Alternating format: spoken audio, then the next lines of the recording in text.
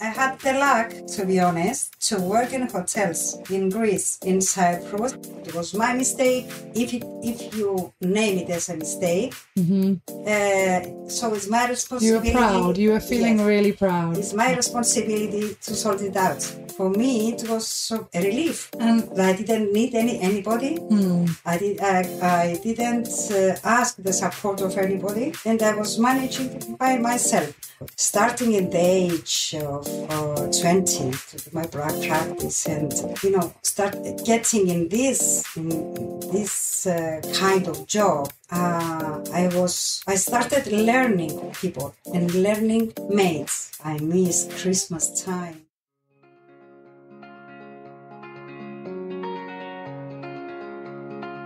I'm Farah Shammas. Welcome to Hotel Talk. We hope you enjoy listening to this friendly conversation between people connected by real life in hotels. Today we have with us one of our very own, Eftychia Styvarou, who is our executive housekeeper. Now, for those of you who aren't in the hotel industry, that is actually a management position, and she's very much a manager and a strong lady. She is in charge of the whole housekeeping team, which is a very, very, very important team and part of any hotel.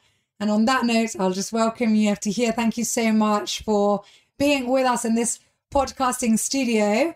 I see you every day and we have our chats every day, but it's so nice to have this more official chat on air and let everyone else see a little bit of you. Thanks for inviting me.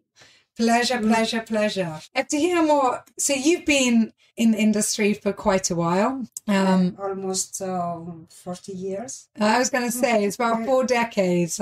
Yeah, and you've, oh my goodness, you've been not only in Cyprus, but you've lived many, many years in Greece as well. Correct. At different hotels. You did lots of different seasons in and out of Greece and in different hotels and establishments in Cyprus. So you've worked with a lot of people. You've worked with a lot of general managers, a lot of different hotels, hotel standards. Tell us a little bit about what you do for someone who is not really aware of what it is to be a manager of such a department. Tell us a little bit about housekeeping. Well, to be a housekeeper is not so much big deal, but to be a housekeeping manager, believe me, it's a big deal. I started as housekeeper after I studied hotel and housekeeping in Hotel and Catering Institute in Nicosia, long time ago in 1976. I had the luck, to be honest, to work in hotels in Greece, in Cyprus, and again in Greece as head housekeeper or executive housekeeper or housekeeping manager. I didn't work as just a housekeeper. The role of a housekeeper, of a good housekeeper, is to check about cleanliness, tightness, and for not only for rooms in a hotel, but generally in public areas. And she has to have, if possible, eyes on in front, back, left, right, everywhere. The role of the executive housekeeper or the housekeeping manager is much different. It's all that, but she has to control the staff. She has to control the time. She has to control the needs. She has to control the budget, to not overspend or low spend. Low spend, it's okay sometimes. If you underspend, no one's going to complain. To use whatever she finds for some is useless. She has to find ways to use it and make it use. So recycling and upcycling. Yes. Yeah. What is someone else's waste, let's say, or another department's waste is something that you could use, let's say, in decoration, in... not only in decoration, but even... for example, it happens to many hotels and it happens here as well. When I started working, I didn't find any small quilts for the baby cots. I remember this. So from the old stuff, just sitting useless in the store, I made.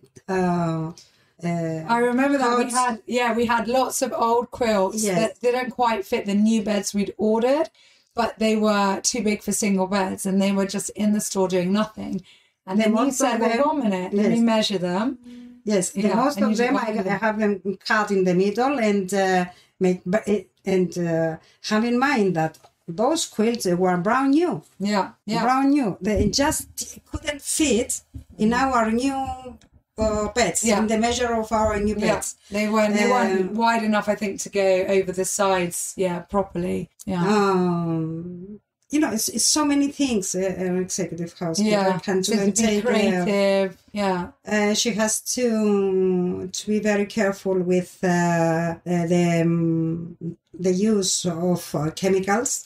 Well, I was going to say, you're in charge of a lot of products as well. So even a few cents up or down can make a huge difference in what you order, what you require, wastage.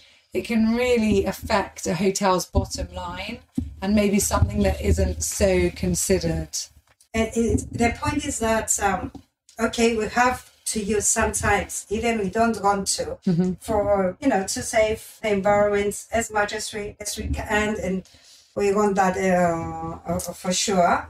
But sometimes you have to use some chemicals, to clean. The point is that you have to use them in the proper way to not cause any damages either to the floors or to the basins or to other surfaces. Surfaces and humans, and to the staff using it, to their hands, not to inhale it. Even to the biological system of the hotel. Because biological system in every hotel, it's a great deal because you use the recycled water for watering the trees, the grass, etc. So you have to protect it as well. So there's so many things actually from what you've just said that I want to ask, but leading on immediately from what you've just said, tell us a little bit about sustainability.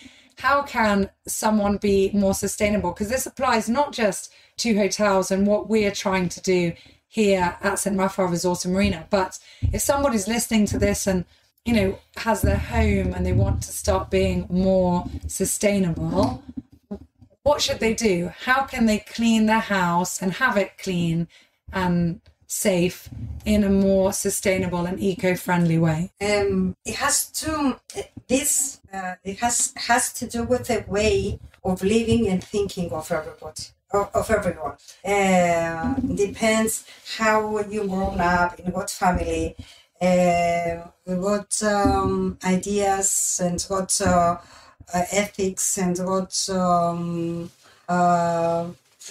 morals, what background you get from home, from school, and from your experience, of course. Growing up and growing 3 children by my own, which it was rather difficult, I was pushed, let's say, to concern about everything, about saving, about use some things. But not wasting. Worthless for others, but useful for me. To save even the leftovers of the food, because life pushed me to think this way. And, I was, and I realized that it's not bad thing when you can save some things, even this is food or an old furniture or an old rag. To reuse it or to make it in another way and use it again to change the shape of it. A new lease of life. Yeah, and the way of my life put me in this canal. And then we started, by joke with my children. Every time we finish our meal, said, "What is for recycle now?" Because they said, "Don't laugh, because when you grow up, you will see that. I hope that everything is perfect to your life and you have everything plenty, but you'll remember me one day that you have to recycle everything." And, after so many years, Even they joked at me that I was recycled everything. They come and say how right you were. Even thank God, my children, they build their lives and they have their families. They have good jobs. They have good salaries. They have good home, but they still recycle because they think that the future is not so easy as it was for us. So many risks and so many dangers and so many fear about, about wars, about too many bad things. And it's also, I think, a lot about appreciating what you have and just not wasting world resources. So whether people have money or they don't, I think, especially in this part of the world, it's quite and many places in the world, it's quite a status symbol to be able to waste, to be able to go to a restaurant and order more food than is needed and leave it there. And it's a sign that you've accomplished something and you're successful. Whereas actually that waste is a sin in so many levels. I'm not just talking in a biblical sense where, we're on a religious level that we're told not to waste. But why waste any product in any way and not use it or not eat it or not? I know that many people who came out of wars were like that. My grandparents definitely were. That nothing was wasted on the table. And as you said, if it wasn't eaten then, we'd have it for the next meal. So whether life has been tough to people or not, I hope many people now are starting to appreciate that and not feeling embarrassed to ask for a takeaway when they leave a restaurant, for example, and just say, well, I didn't finish my food. Can I have it takeaway? Needs it later. I know in Europe, it's less embarrassing, but here it used to be people had to justify themselves and say, I'm taking it for my dog. Whereas why take it? That's great if you want to take it for your animal, but it might be that you're taking it for yourself. That's really important. You know what I realized in Cyprus? We have a little bit of, not a little, a lot show off. Many people, and especially people, they didn't work to make a profit, to make money or houses or build an empire. They found them ready from parents and grandparents and everything. They don't appreciate. And because I worked parallel with hotels, I used to work a second job in restaurants. I was a very good waitress as well. And I worked in many restaurants in Greece and in Cyprus, especially in Limassol. And I was watching people. They ordered too much food. And I was saying, it's too much. Can we finish it till here? And if you need to, no, I want to see the table full. Just to show off to the guest or to their friends or to the next table. Well, our mezedes are like that. Yes. The traditional mezes. A lot of the guests in the hotel come and they say, why did you put so much food in there? After they were leaving, and there was so many food untouched on the table, and I was so sorry, and I was so surprised. I was thinking that there are so many families, they don't have even the basics. As a supper to give their children to go to bed, and they order so many foods, and they leave them, they don't touch them, and they leave them behind. And how did that make you feel? I felt sorry for them. For both, for the people who left it. And second, I felt sorry for the people. They didn't have the chance to have. I used to work in a very nice fish restaurant, which it was famous in Limassol, and it was from the most expensive fish restaurants, and really felt so bad. Of course, the attach. I'm honest. I took it. I took it at. I would hope so. At home, and have it for lunch for my children the following day. Or if it was too much, a whole fish, for God's sake. I was sharing with some other families. I said in the morning, don't cook. I'll bring you fish. I'll bring you this and make some potatoes, some salad, and lunch is ready. The one thing they don't appreciate is this, to show off. Second, because they didn't work to know how the money gets. When you have everything ready, you don't appreciate. And the third and the most important for me as Eftychia is they're not taught from their family, from their home, ethics and way of thinking, because they think that is useless. Okay, if you have money, you don't need anything. They don't have principles, values. And values. Correct. Yes. Tell us a little bit more about being a single mum with 3 children, and you worked 2, but I think 3 jobs at one time. And so, okay, in restaurants and hotels, I mean, that must have been really tough. How did you manage to see your kids, be there for them, work 3 jobs? Was it because they were hospitality and they were all different hours? How did you do it?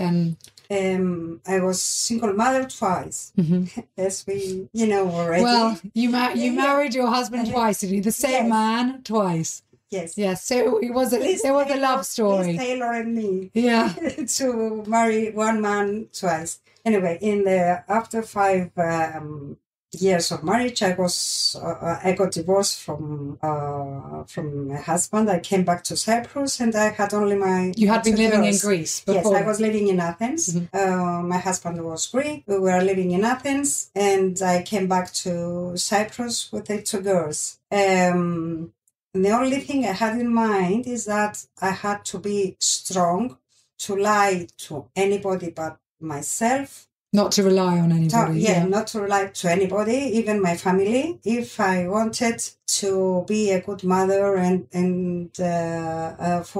grow and role model my children, to be a good role model for your girls. And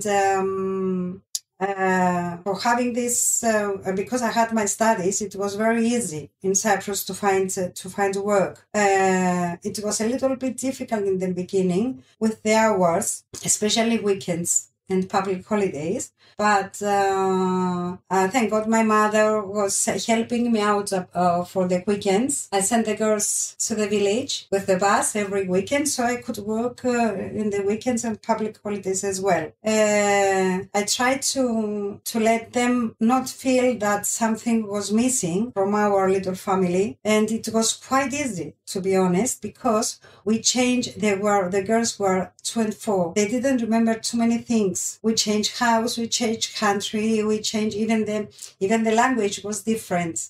And they couldn't remember. For example, this chair was Dad's. Dad was sitting here. Dad was sleeping there. They didn't have this image in their mind. So it was quite easy. And in the beginning, I was spending too much time with them in my days of, before going to the primary school, we make excursions. So we've been to hotels for one day. We were going out to the restaurants to have a meal. We are very, very close and try to teach them things. After 5 years, I remarried their dad.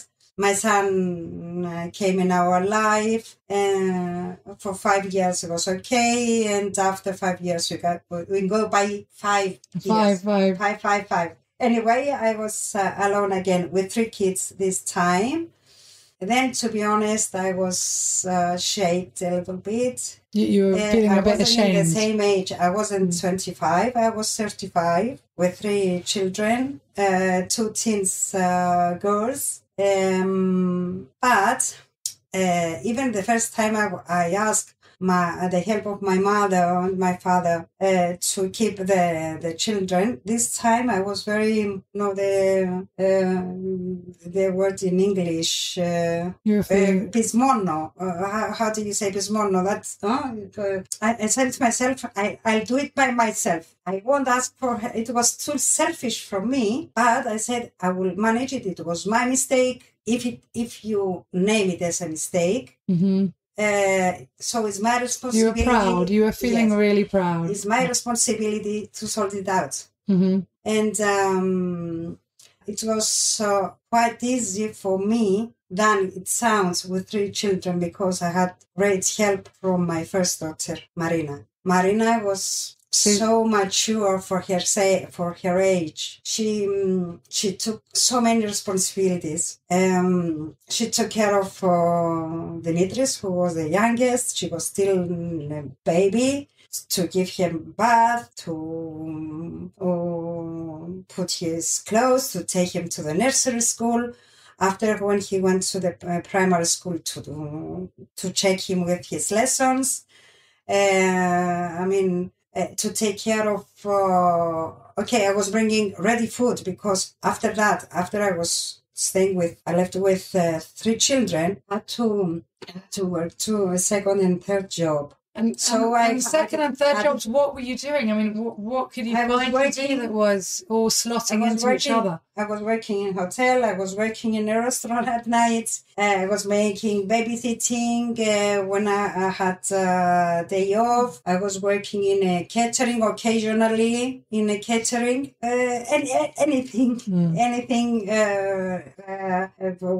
would give me money. I was in charge for 8 years. My second actual job was in charge. I was in charge in Emboat, Hidrojos, well known in Limassol 25 years ago. It was the top of the town, belonged to a very close friend of mine. So I was in charge. I was working 4 nights over there. The money was good. The tip was good. Okay, it was too many hours, but having money to provide my children the necessary things, for me, it was a relief. And I didn't need anybody. I didn't ask the support of anybody, and I was managing it by myself. Of course, I cut my expenses. I didn't know what a hairdresser was, what this beauty salon was, or nail polish, or nothing. Yeah. Or clothing. New clothes. No. But I was happy. I was happy because I saw that my children were growing up healthily. They didn't have less than the other children. They were happy. They were smiling. And this, for me, was... was the most rewarding. Yes, it made it all worthwhile. It was the important thing. Even I didn't have too much time to spend with them. But the time I had, it was quality time. If you could go back and do anything again, would you change anything? No, I don't think so. Because I wouldn't have these 3 wonderful children I have now, and I'm very, very proud of them. You must be. The 3 of them. And was it them growing up that made life easier for you? Because now you have one job. Yes. So after all of this hardship that you took on and you accomplished and you did so well and you've got these amazing children, what shifted that now you have one job, you're here with us. Yes. So was it them growing up and being independent and financially independent that then shifted the balance? Yes, they manage, growing up with this situation and see me all these years, how I tried, for them it became the same way of thinking. And of course, yes, they study and they build their own families. They don't need me anymore, and gradually I was giving up jobs because I started to get tired. My body was starting to react, and gradually I was giving up jobs, stayed with one job. And after the grandchildren started coming in my life, I realized that I want to spend, because I missed so many years. I miss Christmas time, Christmas period, not all this season, this is season time in Christmas. I missed it for almost 20 years. I even didn't decorate a Christmas tree at my place. I didn't even cook something because I didn't have time. So I wanted to find something so that Christmas I can stay home and decorate my house and let my house smell with the cookies and cinnamon and cloves and yes, all these Christmas things. So I decided to go back to Greece again and work seasonal in Ireland, which is last only 8 months. You work very hard there, but you get good money. Work seasonal and then have 4 months off. Yeah, the money was good. It was 7 days work in Ireland. This is the rule. But you don't realize it because I was staying in the hotel. I had no expenses, no food, no iron, no clothes, nothing. Everything was on the hotel. Even my traveling tickets. They pay for my ticket to go and come back. And from end of October till beginning of March, I was in Cyprus. And I was spending, the holidays with my family, especially with the grandchildren. This was wonderful. And friends, of course. So tell us a little bit more about housekeeping. You mentioned earlier when you started, you kept saying she. If somebody's in charge of the she. This is a predominantly woman's job, female job. Tell us a bit about that. Why is that so? And also, what is it like to manage, again, mostly women? Because you're in a department that is all women and, there's lots of jokes going around always about female teams and sometimes, the dynamics of that, of having women with women. So, if you could tell us a little bit about both those aspects. Of course, and the man could be a good housekeeping manager or a good housekeeper. But, we used to say housekeepers is only for girls. In my experience in those 40 years, I had only one man in my team, apart from the houseman. Mm-hmm. I had only one steward, like maid, male maid, if I can say that, in Kamena Burla in Greece, before coming to Cyprus the first time. He was, I remember his name, he died as I heard lately, Nikos. He was tall and he was expert in bathrooms.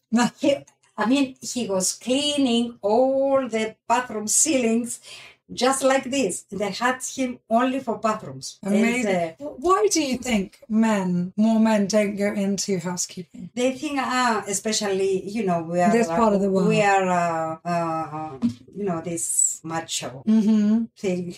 We are men. This is women's job to make beds and make cover and dust and clean and washing the toilets. This is a woman's work. I think this is the most reason. The second, by nature, woman is more sensitive, let's say, to the household. She will more drawn to it. Yes. Don't forget that if we go back 30 years, most of the women were staying at home, raising the kids and take after their home and cook meals for their husbands. That was their job. That's what we know and what we're maybe more drawn to and to feeling more pride in it than a man would, just by my nature maybe. Tell us a little bit, I want to go into it a bit more. Managing women, the dynamics of that is not easy. Just laughing now, but, women, when they're in close proximity, they all get their time of the month together. So everybody's moody together. Women with women are not always the most supportive. So it's a very difficult team to manage. How do you overcome a lot of the obstacles that must come up on a daily basis? You have to be human, first of all. You have to see in their hearts. You have to understand. You have to be compassionate and you have to be understanding. If you start, my late father told me once that you have to do with a difficult job and you have to do with women. They are not mostly educated.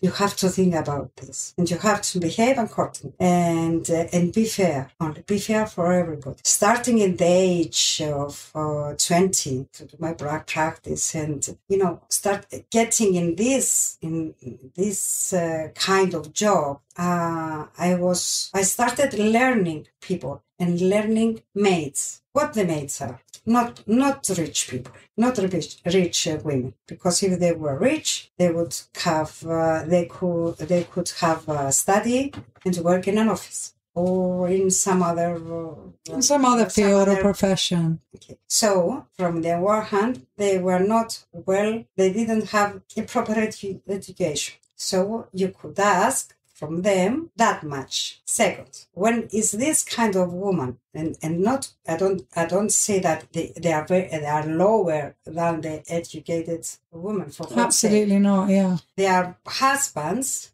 approximately will be the same, same position, the same in the same circumstances. Yes, financially and about education and everything. And seeing all these years their behaviors, I realized that maids, apart from hardworking women in the job, because a maid is very, very, very hard job. It's very difficult, not physically, but emotionally. I mean, to see the dirt of each one. I don't want to get in details, but you can imagine what they can find in rooms. Sometimes I saw maids, they were crying, and I cried behind of them. I realized that you have to be, if I have to be human being and behave correctly to other people, for those women, I have to respect them. And this is the rule I kept in my whole life. And in this decision, I built all the rest. From this, you start building to be a good manager. And I believe, it's very selfish, but I believe I became a good housekeeping manager because of all those women, they passed under my commands so many years. I didn't get selfish at all. It's very respectful and honorable. I didn't make it by myself. You have to take some of each one, even not only from a person, from the hotel. I changed so many hotels in Greece. It's usual, it's normal to change hotel every couple of years. And that's what I do. In the second time when I went back for 12 years, I was changing hotel. Every 1 year, every 2 years, I was changing hotel because I wanted to meet more people, see more strategies, and meet other categories. And this was very helpful because I realized that those things are bad, so I won't keep them in my schedule. Those things are very good, so I will keep them. To keep on developing and growing. Amazing.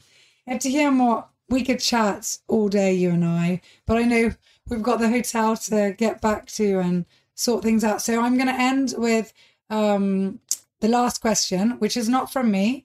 It's from the team. Your team are also putting together things that everyone on this podcast will have the opportunity to pull out a random question. So, and I don't know what it is. So you just tell me which one. Okay, choose anyone. Okay. All right. So here we go. What's one piece of advice you would give to someone just starting out in your job? So, which in your case would be, let's say, the housekeeping manager, executive housekeeper. So I'll say it again. What's one piece of advice you would give to someone just starting out as an executive housekeeper? To be fair. I like it.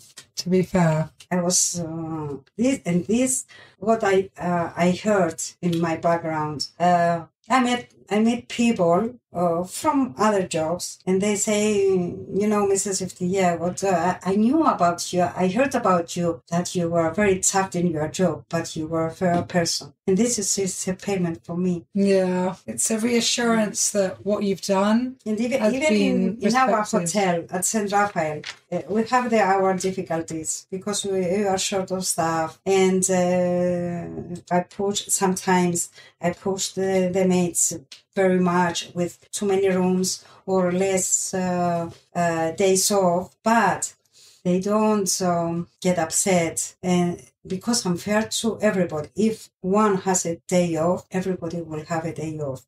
If one has a Sunday, the other week, the other one. I don't make favors for nothing. Of course, as a person, I like, for example, a maid more than other. But this is nothing to do with the job. The job is a job. For the job, everybody is equal. And I'm trying to be fair to everybody. Well, on that note, I think that's a perfect note to close on. Thank you so much for your time. It's always a pleasure to chat. And I'm sure that everyone listening to this has learned so much, not just about you, but about what it really takes to work in a hotel, to do the job we do. And I don't think anybody who's listened to this is going to leave their hotel room in a mess again. They will hopefully be thinking really, really hard about all the people behind a hotel and what it takes to keep that room clean and the people behind it. So thank you so much. Thank you, Mrs. Farah.